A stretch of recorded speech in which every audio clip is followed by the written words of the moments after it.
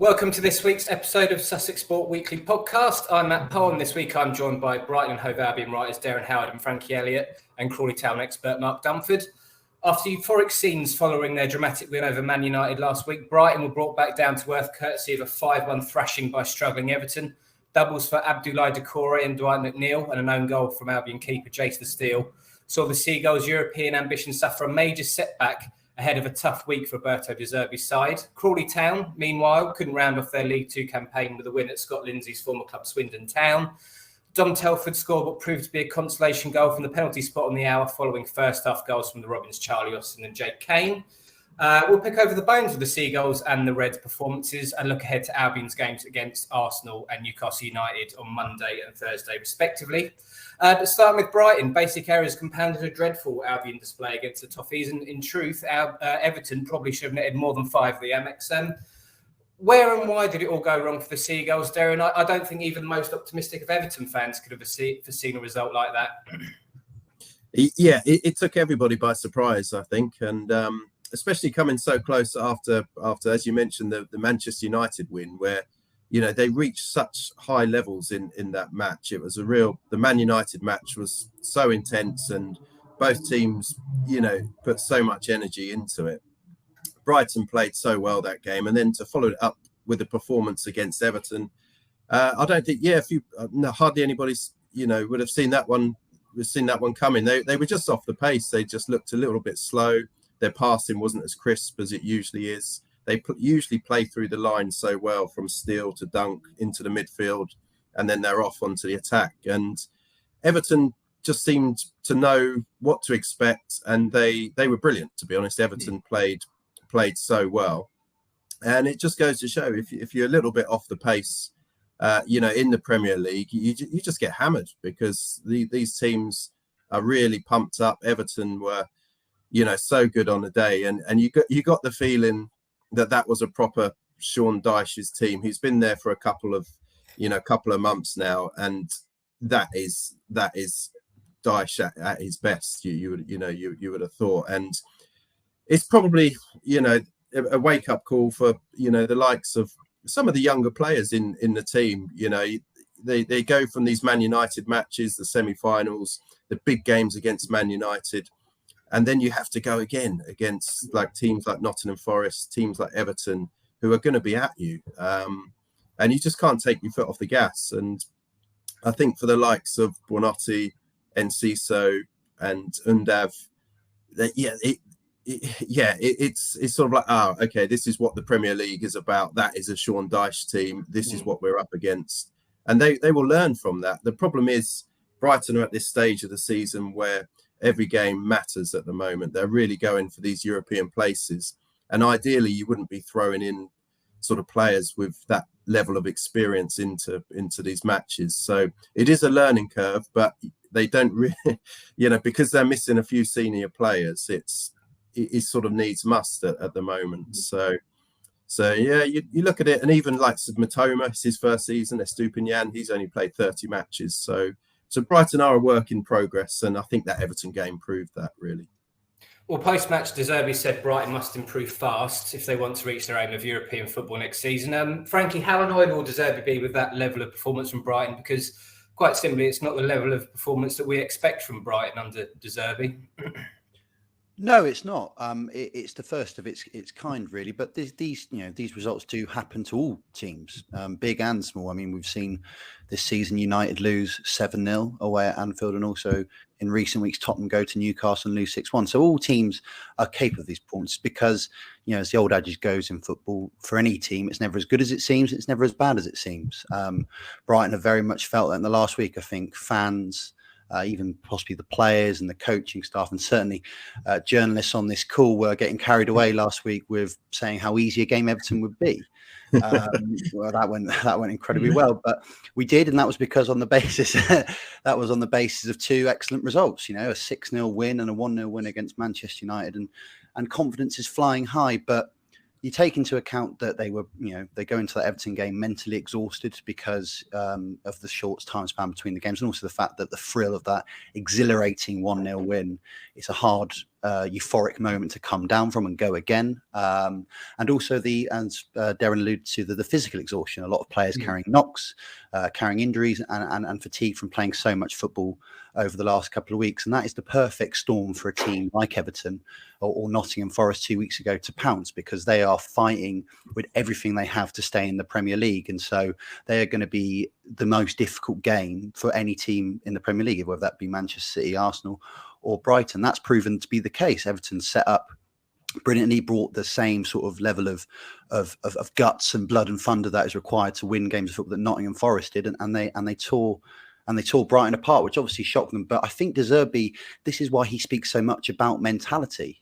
If you listen to De Zerbi in press conferences, he very rarely speaks about, you know, the style of play or how they're playing or bringing players in because they need to improve in regards to their technical ability. He's always speaking about the mentality of the team, how they approach games, because that's the key thing. He doesn't see a group of players that can't compete, and they've proven that. You know, they beat United. They were the best team at Wembley. They've gone toe to toe with the likes of Chelsea, Tottenham, Manchester City. You know, they're not scared of playing against these big teams because they don't feel they're as good as them. This group of players clearly are. But what De Zerbi thinks they're clearly lacking is that ability which the top teams have, which is to play every 3 days at your very best, whether it's against teams that have got, you know, everything to play for, like Everton and Nottingham Forest, but are in the lower half of the table, or teams that are around you, the big teams. You might not be playing perfectly, but you always get the results. And I think this is why, you know, these results have happened, because they're not quite there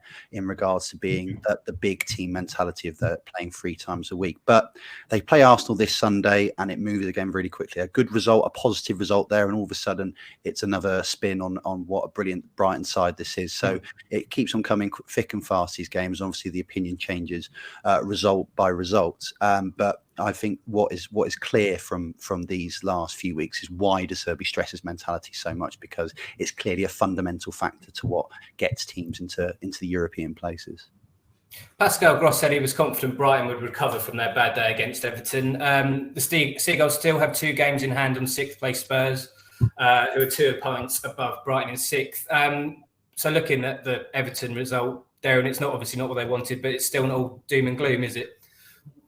No, it's not. It's not. And, you know, they've got 5 huge matches left to play. And, you know, European football is still a possibility. So if you're a player, you know, that's a great challenge, isn't it? If you're a player and you want to achieve things in the game, then you've got to look at these next 5 games as, you know, as something to look forward to, something to relish. And I'm sure that's how they approach it, really.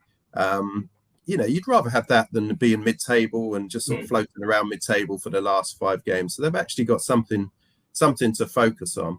And I think with Brighton as well, they, because of the squad that they've got and the depth they have, they're going to have dips. They're going to have bad displays. They have done for the last, you know, at times. It hasn't always been great, and any team in the Premier League will go through the same. So they're capable of lifting themselves and picking themselves up, as they showed after the Nottingham Forest game.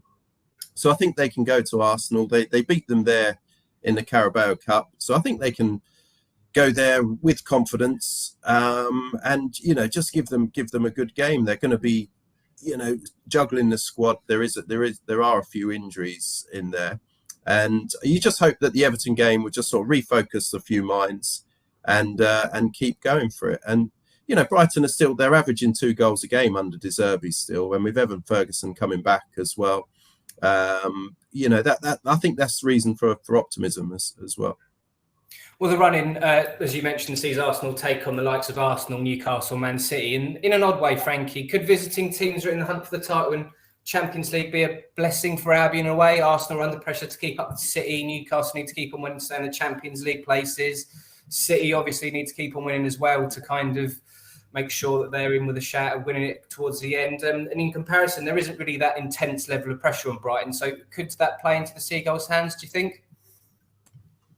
Yeah, I think it's a blessing in disguise. Yeah, you look at the run-in, and as you say, in 4 of the 5 games are against teams that are challenging with them or challenging for the title.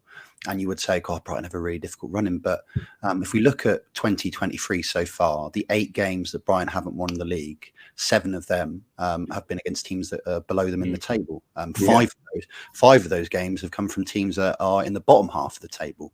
So when you think about the Arsenal game, the Newcastle game, every other team, I think, and even Brighton fans, I include in that, would go, oh God, it doesn't get much tougher than the Emirates and St James's Park at the moment. But there's no evidence yet to prove that Brighton should be scared. They play their best football against these teams. One thing, when we talk about this mentality thing that De Zerbi is so keen to stress, one thing he has really drilled into these players is to not fear playing these teams, to not act like a small team, to not be sitting in and hoping to get a 1-0 win. He has said to them, we play the same brand of football, the same dominating possession style based football against the Leeds Uniteds and the Evertons of this league as we do against the Arsenal and the Man City. So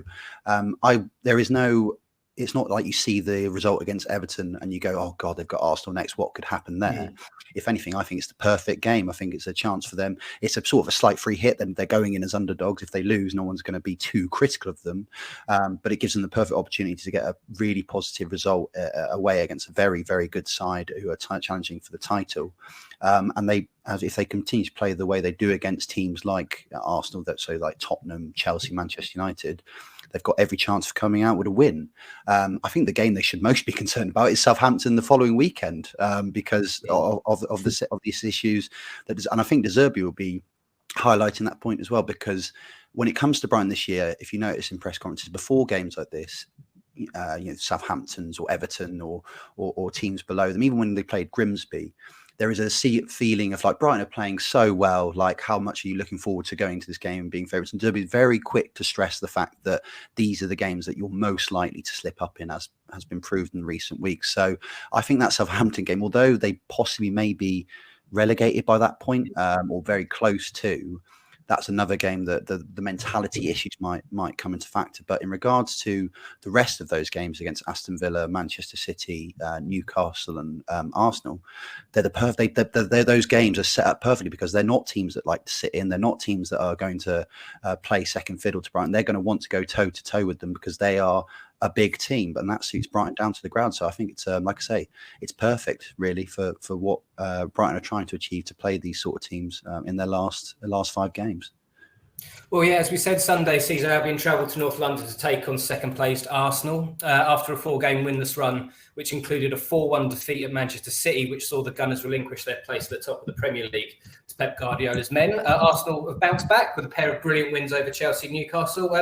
As Frankie alluded to there, Derren, I think most people are expecting to see a much improved performance from the Seagulls following their Everton capitulation. So how do you see that one going at the Emirates? It's a game I'm really looking forward to. I think they've been 2 of the most attractive teams in the Premier League this season. You look at sort of Man City as well. Obviously, they've been playing some amazing football. But I think Arsenal and Brighton have been, 2 of the most footballing teams in the Premier League, and there's some great battles all over the pitch. When you look at sort of Saka, he's going to be operating down the right hand side. Then you've got Odegaard dropping deep, I think he's been brilliant, Odegaard, in the last few matches especially, and it'd be interesting to see how they pick him up. Will Caicedo drop in against him as well and try and match him from a deeper midfield position? And then you've got Jesus as well, who can stretch the defenders as well. And then perhaps Trossard as well on the left, the former Brighton player. Is he going to start ahead of Martinelli perhaps? So there's lots of intriguing options for Arsenal to play with, and how Brighton cope with that and then go on the front foot themselves. I think it's going to be a great match. And as I say, Brighton beat them at the Emirates in the Carabao earlier this season. They were slightly fortunate to get the win there, but having said that, it would still give them confidence going into it. So yeah, I'm really looking forward to it. And you've also got Matoma up against Ben White as well. Probably Ben White will be playing at right back and Matoma attacking down the Brighton left. So yeah, lots to look forward to. The only issue I see is it's again this right back situation. It is a problem for Brighton at the moment, and how they deal with that right hand side.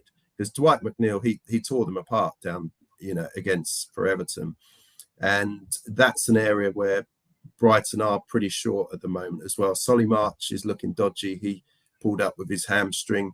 Joel Veltman, I don't think he's going to play again, possibly this season after he aggravated his hamstring against Wolves as well. So yeah, that is a problem area for Brighton. But yeah, really looking forward to it. Two great footballing teams, and I think it's going to be a good shootout. Both teams have got plenty to play for as well. Well, Albion then make the trip to Newcastle United on Thursday evening. At the time of recording, the Magpies have recorded 8 wins in the last 10 Premier League matches to put them in contentions for next season's Champions League. It's another tough game for Albion on paper, Frankie, but what do you foresee happening at St James's Park? Well, it's going to be, obviously, it's a very, very difficult game. I think, as Derren alluded to, the right-back issue is a concern for Brighton, and also the fact that when they go to St James's Park, they're coming up against Alexander Isak on the left wing, who has been one of the form players of recent weeks. I think what's been really impressive about Newcastle in the last 2 or 3 months is they've added a attacking threat to what was a very strong and sturdy setup from the start of the season. I think if you look back to before Christmas and before the World Cup, they were getting a lot of draws. They weren't losing a lot of games, but they were finding it difficult to score goals. They were really well set up with Kieran Trippier, Sven Botman, Nick Pope, and former Brighton player Dan Burn.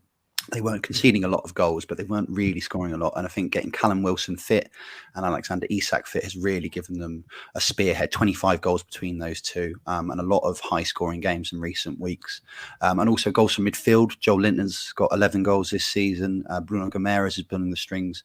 A very lovely technical player in the centre of the park. And also Joe Willock as well has come into his own. So they enter the box at all moments. So there's an attacking threat from all angles and set piece as well. We know about the dangerous delivery of Kieran Trippier. So it's a very dangerous Newcastle team to be playing, especially in front of 56,000 Geordies who create such an amazing atmosphere up there. But we also have to remember that, not this time last year, but before Eddie Howe was appointed, Newcastle were very much in danger of going down. I know they spent a lot of money, but this season, this is a very new thing to them, as it is to Brighton. So they will feel the pressure very much so. They're only 4 points above Liverpool now, who are really coming up strong. And Liverpool and Manchester United, the two teams behind them, they're used to this. They do run-ins every season. This Newcastle squad, although they're playing well and have been all season, this is all still very, very new to them. When they come and play a Brighton team who will be keeping the ball, be dominating the ball for large periods of the game, that crowd could get very nervy. If they don't score an early goal and it stays 0-0, the pressure will rise. So we've seen it in recent weeks. Villa obviously beat them 3-0 at Villa Park a couple of weeks ago, and obviously Arsenal managed to get a victory there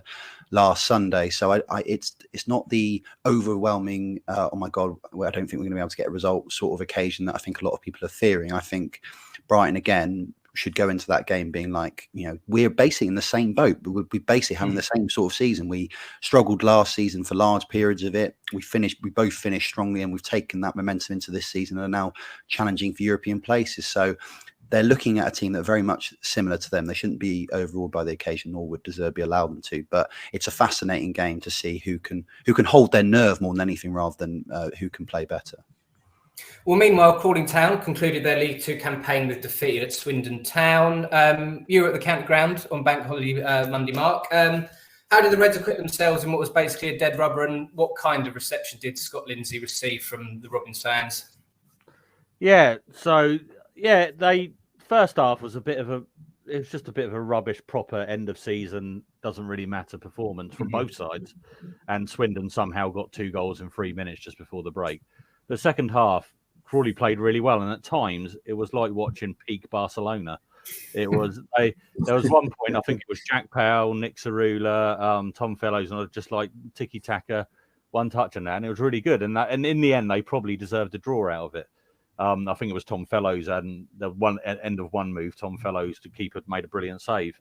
They could have made it 2-2, but it was the reception Scott Lindsay got. I asked him about it afterwards, and he was just like, "Yeah, they clapped me when I came on," but he didn't seem enthusiastic about the reception he got.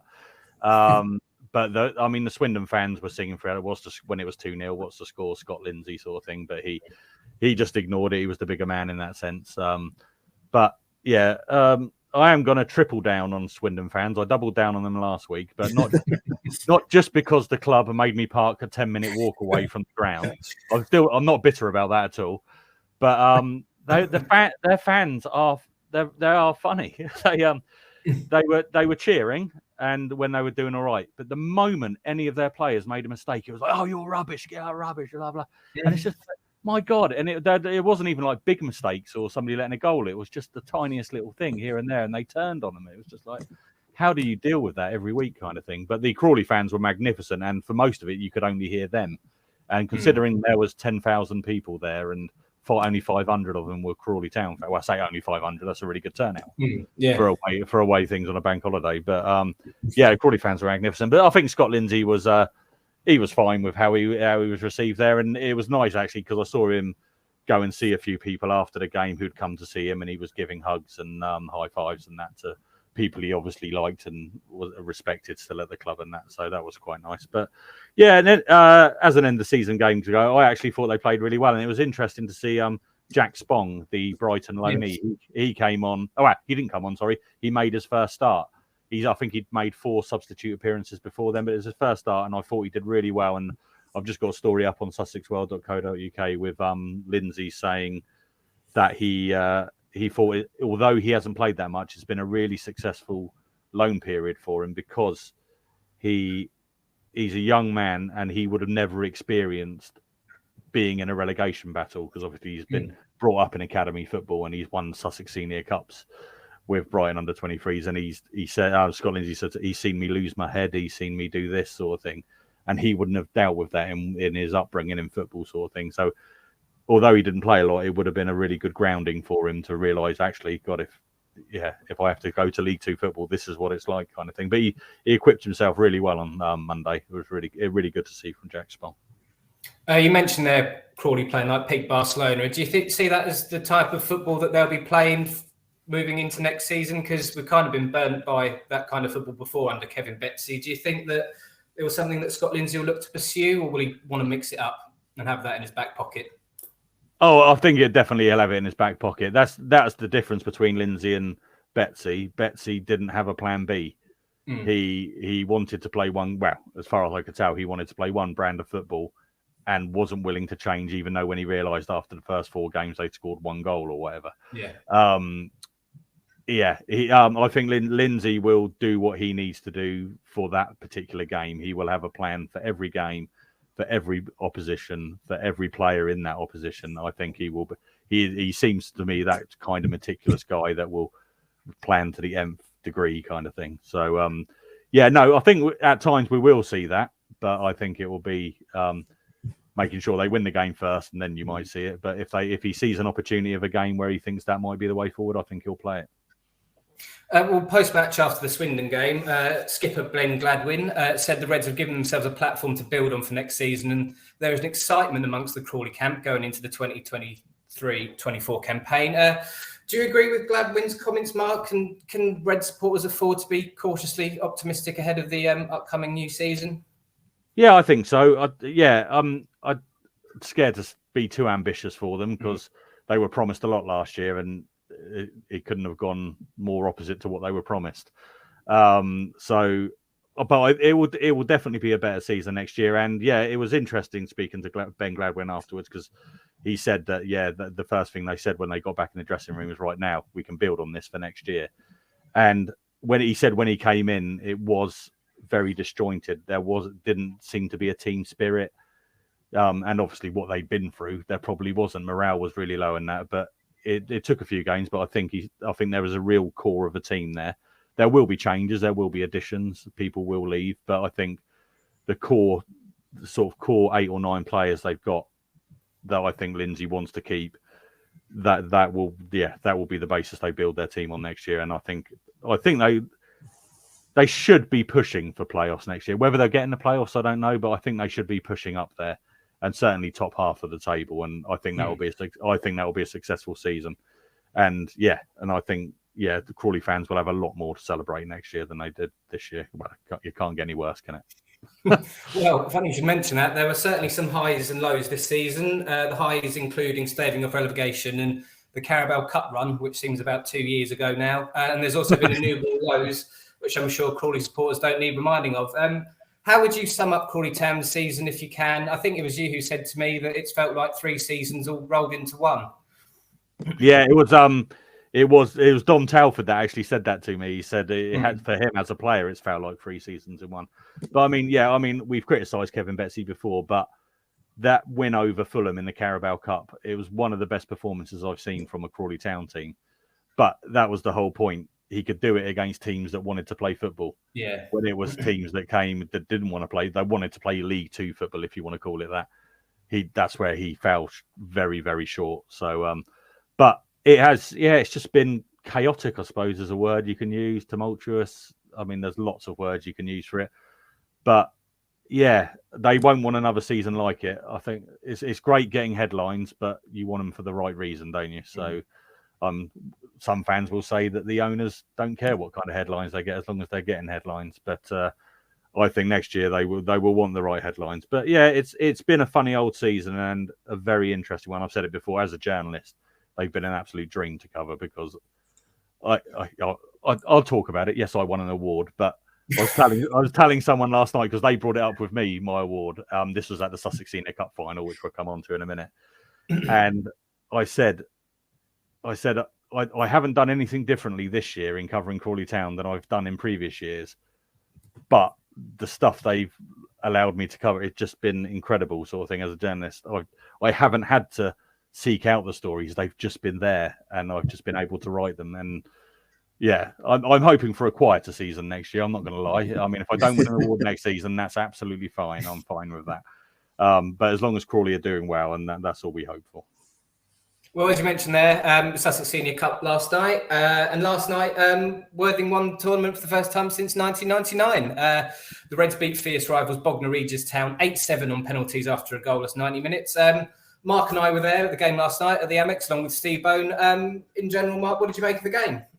For a 0-0 draw, it was quite exciting, I thought. The first half was a little bit... Bognor dominated the first half. And... I mean, somebody was saying that there was a division and 14 places between them. Yeah, in the league, how they finished, but it didn't look like that at all. Bognor were really on top in the first half, and Calvin Davis nearly scored with that free kick, and there was a couple of Dan Gifford had a couple of chances, but second half Worthing slowly came back into it, and then when it came to the penalty shootout, I think I still tipped Bognor, but you and Steve Bone picked Worthing, and you were correct. Yeah, you were correct. But for an end of season, considering Worthing had the disappointment of being knocked out of the playoffs on the Sunday, and that they did really well to stick in it all the way, and Bognor were really up for it. But yeah, really good game, because I've seen some absolute tripe in the Sussex Senior Cup final. I'm not going to lie, before because it's end of season, no one wants to really be there, but they all wanted to be there, and it was a really good crowd as well. Really good crowd.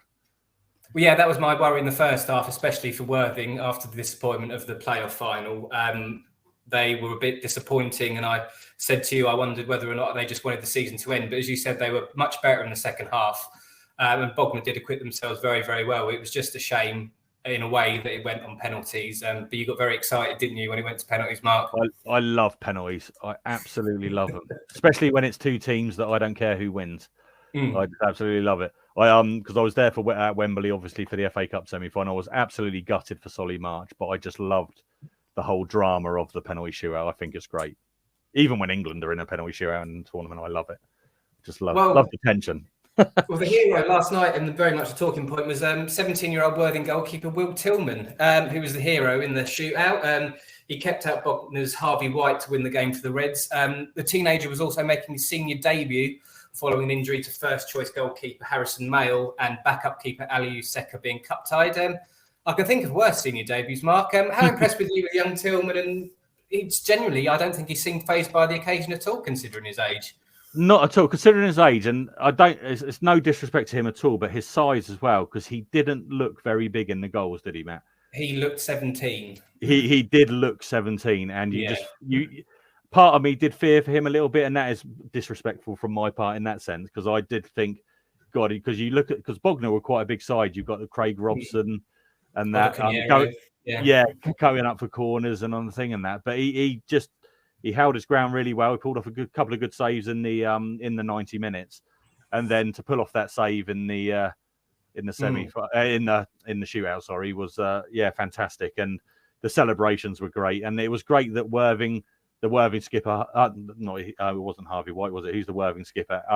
Racine. Aaron Racine. Yeah, Aaron Racine. They let him lift the cup with him when they did the Championes sort of thing and they let him do it, and he was at the front of all the photos. But what was particularly nice was when I went down pitch side to do some video of them celebrating with the crowd and that. He was clear. I'm assuming it was his mum and dad. He went up to him and he was in tears because of the occasion. Really, it meant that much to him, kind of thing. And I know Adam Hinchelwood was full of praise for him afterwards as well. So it was, a really good story from so that's what you're looking for in these cup finals. Yes, you want a team wins and you celebrate them, but you're looking for that little story, and that was it last night. It was great to see. And a quick word on Bognor. As you mentioned, they did extremely well and they went toe-to-toe with Worthing throughout the 90 minutes, only to be cruelly denied on penalties. You did the player ratings for Bognor last night, Mark. How impressed were you by the Rocks? As you also mentioned earlier, they didn't look like a team that had finished mid-table in the Isthmian Premier. They didn't at all. They played really well, and specifically their defence was, I thought, superb. I mean, I think I bored you every time Craig Robson won a header. I was just like, there he is, man of the match again. He was really good, and is it Cameron Black? His defensive partner. He was really good as well. Calvin Davis in the midfield, like I said, he nearly scored from a free kick, but he was tenacious and his distribution was really good in the centre of the park. And you can watch Steve Bones' interview with Robbie Blake afterwards on the thing. And one of the questions Steve asked him was, does this give you sort of positive thoughts for next season, assuming they're going to keep the majority of the side and that? And he said, yes, it will. They perform really well because they had a disappointing league season. Yeah, they did. But he said it was fine margins. There was a lot of games they lost by 1 goal, late goals and that. So I think, I think there's a lot to be hopeful for from that performance last night. And obviously it's a cup final. Players are going to be up for it, but they just need to get themselves up for next season now and sort of really challenge because they're capable of challenging at the top of the Isthmian Premier. Well, moving on to Steve Bone's score prediction corner. This week, we have an edict from on high. I've gone to Mr. Bone for his predictions. And starting with Arsenal against Brighton on Sunday, he's gone for a 2-1 win to Arsenal. And he said Brighton scoring first, then the Gooners scoring late to win it. And then on Thursday, he's gone for a 1-0 Newcastle win. He said, I have a policy with Newcastle, always predict a 1-0 home win and you'll be right more often than you think. And then he's finished it off by saying, sorry, Brighton fans, for predicting. Boo, Boney. Oh. Well, we'll see whether he's correct next week. But Frankie, firstly with Arsenal-Brighton, how do you see that one going?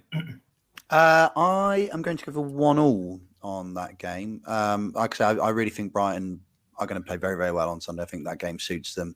Again, they're going to a place where there'll be a very, very edgy crowd, as we've seen in recent weeks for the games like Southampton. So I think they can work with that and work with it well. But Arsenal will still bring a lot to the game. So a 1-1 draw, which should be a very, very good game. Derren, how do you see that one at the Emirates going? Yeah, I was a bit undecided on this one. I was toying with a 1-1, but I think Arsenal may just sneak this one, unfortunately. I think they're playing very well. They were very good against Newcastle last Sunday. And I just think with the injuries that Brighton have got at the moment and some of the play, I just think Arsenal may sneak it. 2-1 Arsenal, I think. Mark, what about yourself? Yeah, as the guys have said, it's a real fire rubber this weekend, isn't it? It's proper, this is going to be, I think it's going to be, but I predicted one for the ages for the FA Cup semi-final. It ended up 0-0 after 120 minutes. But I'm going to go for a score draw, I think. I'm with Frankie, but I'm going to go 2-2. And how do you see the one at Newcastle going as well then, Mark? I think this one might be a bit tougher. I think, and I think Newcastle might, like Derren thinks for Arsenal, I think Newcastle might sneak this one. They're going to be well up for it. And but again, it's another game that sort of, I don't know if it's on Sky, but I'm going to watch it if it is. It is. Yeah. I'll be watching it because any game that involves Brighton these days is, it's going to be a good match to watch, whatever happens. Derren, do you see Brighton getting anything at St James's Park on Thursday? I do. Strangely, I'm a bit more positive about their chances in Newcastle than against Arsenal. I just think Arsenal are very well, they're just playing so well at the moment. So I think they're going to get a victory at Newcastle, 1-0 at Newcastle. And finally, Frankie, how do you see that one going at Newcastle? Yeah, this could really go either way. It's going to be a very close game. I got the feeling that if Newcastle get an early goal, they will win that game. So I feel they might. I'm going to go for 2-0 Newcastle. Do we know who Newcastle have got at the weekend? Off the top of our heads? I don't. Let's have a look. So they're away at Leeds. So we expect Leeds United away. Yeah. Well, I was going to say, are we going to expect Newcastle to be coming in on the back of 3 points on Thursday then? Hard to say. I mean, I was saying with the Nottingham Forest away game that Brighton had. I mean, I know Leeds have not been particularly great, but Ellen Road for Sam Allardyce's first game at home, they have to win, don't they? Really wouldn't want that. They have to win. There's an awful lot of pressure, and you still would say Newcastle are favourites, but it's a tough game. It's a really tough game, and like I say, these games coming thick and fast for Newcastle as well. They're not used to it either. Having to go again 4 days later against a good Brighton side, they'll be carrying a lot of bumps and bruises. I'm sure Sam Allardyce will rough them up. It's easier said than done that they'll be coming away with that 3 points. Brilliant. Well, thank you very much for your time, chaps. And as ever, you can catch up with all the latest sports news covering everything we've talked about today at sussexworld.co.uk/sport. Thank you very much for listening, and we will see you all next week. Thanks, guys. Well done, chaps.